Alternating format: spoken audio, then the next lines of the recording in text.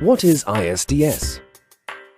The EU is hoping to attract foreign investors with new international agreements. Thereby, potential partners are being promised a special privilege, the Investor State Dispute Settlement, ISDS. ISDS allows investors to take legal action against government measures at private arbitration tribunals. Here, it is not independent judges making the decisions, but lawyers with close ties to business. This exclusive power of proceedings could cost us and our democracy very dearly. The response to the nuclear phase-out is a case in point. Energy companies are not happy that Germany has opted to abandon nuclear energy, and so E.ON and RWE have launched legal proceedings at the German Federal Constitutional Court.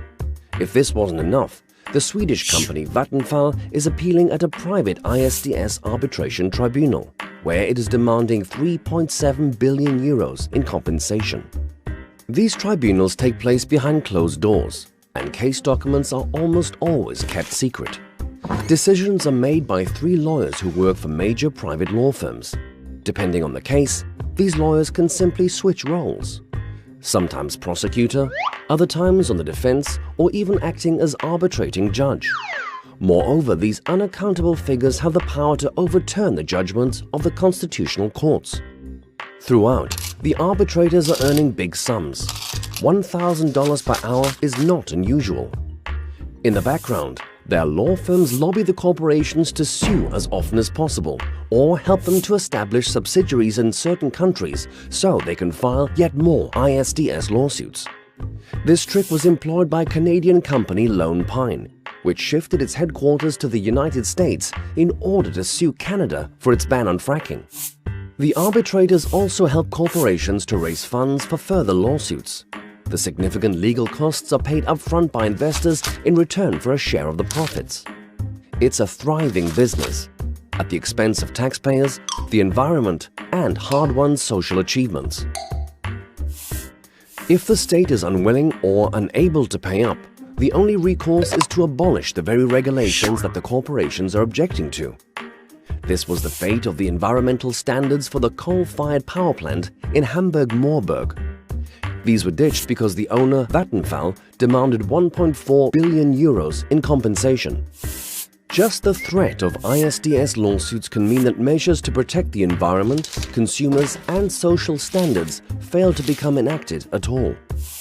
The number of ISDS lawsuits is rising rapidly. To date, there are 568 known cases worldwide.